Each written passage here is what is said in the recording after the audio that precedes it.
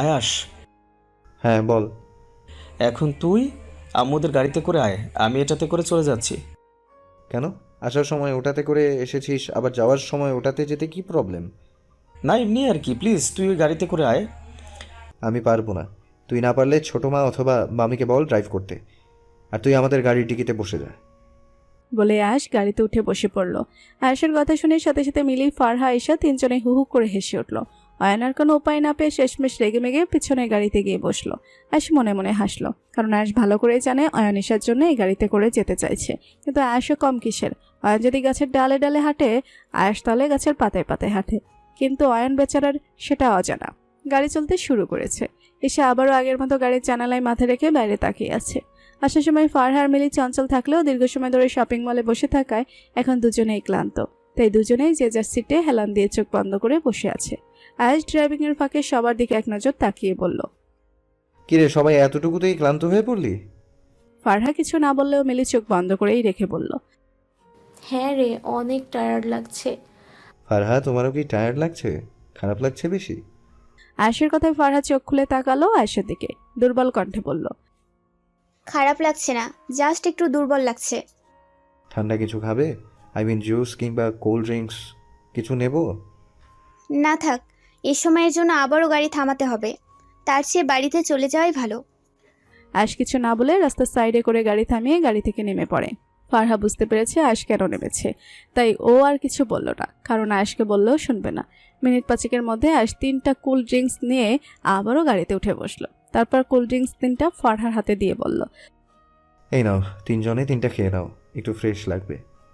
ফারহাও আয়াসের কথা মতো একটা নিচে রেখে অন্য দুটা মিলির দিকে এগিয়ে দিল।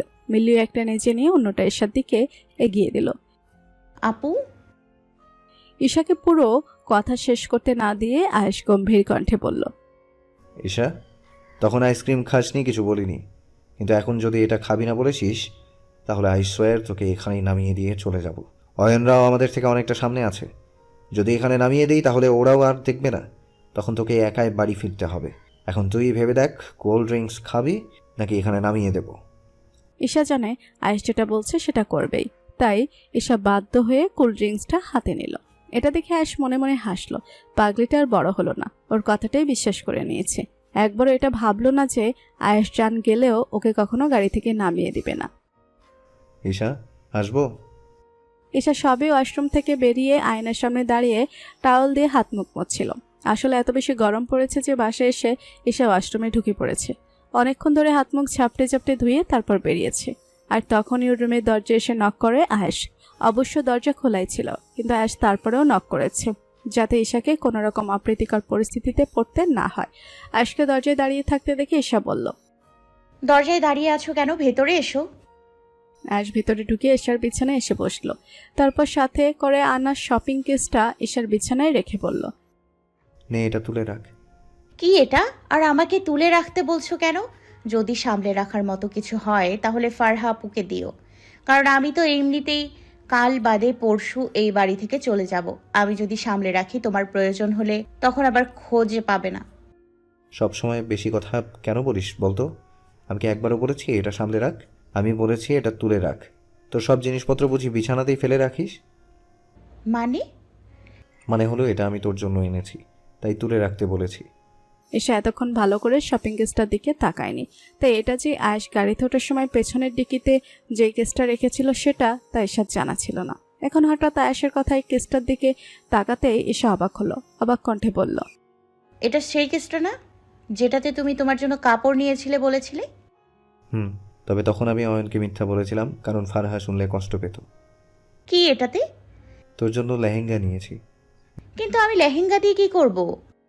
বিয়ের দিনে এই লেহেঙ্গাটাই পরবি তুই। আই এম ড্যাম শিওর তোকে এটাতে ভালো মানাবে। বিয়ের দিন লেহেঙ্গা পরার কথা শুনে ঈশার মন খুশিতে নেচে উঠেছে মুহূর্তে। আসলে ঈশা সবসময় বলতো বিয়েতে লেহেঙ্গাই পরবে, আর আয়েশকে বলতো শপিং মলের সব থেকে দামি লেহেঙ্গাটা যেন ওকে কিনে দেয়। কিন্তু ভাগ্য আজ এমন জায়গায় নিয়ে এসেছে যে শপিং মলে কাউকে বলতেও পারলো না আমি শাড়ি নয়, আমি লেহেঙ্গা পরবো। তবে আয়েশের কথায় খুশি হলেও পরমুহূর্তে মন খারাপ করে বলল। কিন্তু অয়নের আম্মু যে বলল ওদের বাড়ির বউ নাকি বিয়ের দিন লেহেঙ্গা পরতে পারবে না, শাড়িই পরতে হবে। তাহলে লেহেঙ্গা কিভাবে পরবো? ঈশা এতক্ষণ দাঁড়িয়ে দাঁড়িয়ে কথা বলছিল। আয়েশ ঈশাকে টেনে সামনে বসিয়ে দিল মুহূর্তে। মুস্কি হেসে বলল। পাগলি, আয়াস থাকতে তুই টেনশন করিস কেন? বাবা মামিকে যা বলার আমি বলবো। ওদের বাড়ির রীতির জন্য কি আমাদের বাড়ির মেয়ের আশাটা পূরণ করতে পারবে না? তুই বিয়ের দিন লেহেঙ্গা পরবি, এটাই ফাইনাল। সত্যি? ঈশার কণ্ঠে উৎফুল্লতা। সত্যি। দেখ তো তোর পছন্দ হয় কি না। ঈশা খুশি হয়ে শপিং কেস খুলে লেহেঙ্গাটা বের করতেই আরেক দফা অবাক হলো, কারণ এটা সেই লেহেঙ্গাটা যেটার দিকে সে শপিং মলে বসে থাকার সময় পুরোটা সময় ধরে তাকিয়েছিল। আর তারও একটা কারণ ছিল। কারণটা হলো, একটা মহিলা লেহেঙ্গাটার দাম জিজ্ঞেস করেছিল, আর তখন একটা কর্মচারী বলেছিল লেহেঙ্গাটা এই শপিং মলের সব থেকে দামি, মহিলার এই লেহেঙ্গা কেনা সম্ভব হবে না। তারপর লেহেঙ্গাটা দেখতে খুবই সুন্দর, যে পরবে তাকে পুরো কোনো রাজকন্যা মনে হবে। তো ঈশা লেহেঙ্গাটার দিকে শপিং মলে থাকার সময় পুরোটা সময় তাকিয়েছিল, কিন্তু ও তো কেউ না বোঝার মতোই তাকিয়েছিল। তাহলে আয়েশ কিভাবে বুঝলো?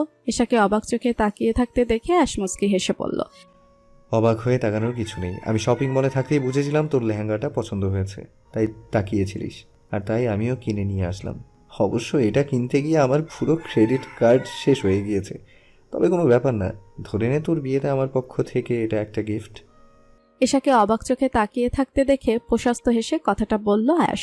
ঈশাও খুশি হয়ে আয়েশকে চাপটে জড়িয়ে ধরল। ঈশার কাজে মুচকি হাসলো আয়েশ, কিন্তু পরমুহূর্তে আয়েশের মুখের হাসিটা চলে গেল, কারণ ঈশা ওকে জড়িয়ে ধরে কাঁদছে। ঈশা, হ্যাঁ ঈশা, কি হয়েছে? কাঁদছিস কেন? হ্যাঁ ভাগ্যি, কাঁদছিস কেন বলবি তো দেখি। এই বলে আয়েশ ঈশাকে নিজে থেকে ছাড়িয়ে ঈশার চোখের জলগুলো মুছে দিতে দিতে কোমল কণ্ঠে বলল, কি হয়েছে? কাঁদছিস কেন? কাঁদিস না, কি হয়েছে বল আমায়। ভাইয়া, আমাকে তোর মতো করে আর কেউ বুঝবে না রে। তোর মতো করে কেউ আমার পছন্দ অপছন্দগুলো খেয়াল রাখবে না।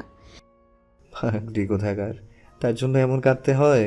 অয়ন অনেক ভালো ছেলে, তোকে অনেক সুখে রাখবে সে। দেখলি না তখন গাড়িতে তোর খারাপ লাগবে বলে কি কি না করেছে, এমনকি নিজের পকেটে করে তোর জন্য মেডিসিন নিয়ে গিয়েছে শুধুমাত্র তোর মাথা ব্যথা করবে বলে। কাঁদিস না, দেখবি সব ঠিক হয়ে যাবে। কিন্তু আমি তো তোমাকে পাবো না। সব ঠিক হবে আমিও জানি, কিন্তু ভাইয়া আমি যে তোমাকে ছাড়া সুখে থাকতে পারবো না। তুমি কি করে এতটা নিষ্ঠুর হতে পারছো? কই, আমি তো নিষ্ঠুর হতে পারছি না। বারবার শুধু বেহায়ার মতো তোমার কাছে অনুরোধ করে যাচ্ছি, তাহলে তুমি কিভাবে পারছো এতটা নিষ্ঠুর হতে? প্লিজ ভাইয়া, আমাকে তুমি পর করে দিও না। আমি অনেক ভালোবাসি তোমায়। এখনো সময় আছে, প্লিজ তুমি বিয়েটা না করে দাও। কথা দিচ্ছি, তুমি যেভাবে বলবে আমি সেভাবে চলবো। তারপরেও প্লিজ আমায় দূরে সরিয়ে দিও না। আয়েশের কথায় ঈশার কান্না থামেনি, বরং কাঁদতে কাঁদতে বলল। কথার মাঝে ঈশা আবারও আয়েশকে চাপটে জড়িয়ে ধরে কেঁদে দিয়েছে। আয়েশ বাকরুদ্ধ। আসলে ঈশা কি বলবে বা কি বলা উচিত আয়েশের জানা নেই, কিন্তু ঈশার কান্নাটাও নিতে পারছে না। ছোট থেকে যেন ঈশার চোখের পানি না আসার জন্য সবসময় নিজেকে প্রস্তুত রাখতো। আজ সে ঈশার চোখেই জল, তাও আবার ওরই জন্য। কথাটা ভাবতে আয়েশের বুক ছিঁড়ে একটা দীর্ঘশ্বাস বেরিয়ে আসলো। কিছু সময় এভাবেই কেটে গিয়েছে। ঈশা এখনো কাঁদছে। আয়েশ বেশ কিছু সময় পর নিজেকে ধাতস্থ করে মুখে হাসি ফুটিয়ে ঈশার মাথায় হাত বুলিয়ে বলল, আমাকে জড়িয়ে ধরে এভাবে কাঁদতে থাকলে কেউ দেখলে তো অন্য কিছু ভাববে। তুই যে আমাকে এভাবে জড়িয়ে ধরে আছিস, ফারহা দেখলে কি ভাববে বলতো? সাথে সাথে ঈশা আয়েশকে ছেড়ে দিয়ে সোজা হয়ে বসলো। হাতের উল্টো পিঠ দিয়ে চোখের জল মুছতে মুছতে মলিন কণ্ঠে বলল, সরি, আমি আসলে ভুলেই গিয়েছিলাম তুমি এখন অন্য কারো। আয়েশ কিছু বলতে যাবে তখনই রুমে মিলি আসে। আয়েশ আর ঈশাকে এভাবে কাছাকাছি বসে থাকতে দেখে মিলি দুষ্টমি করে বলল, আরে বাহ আয়াস, তুই যে এভাবে ঈশার সাথে একা রুমে বসে আছিস ফারহা জানে?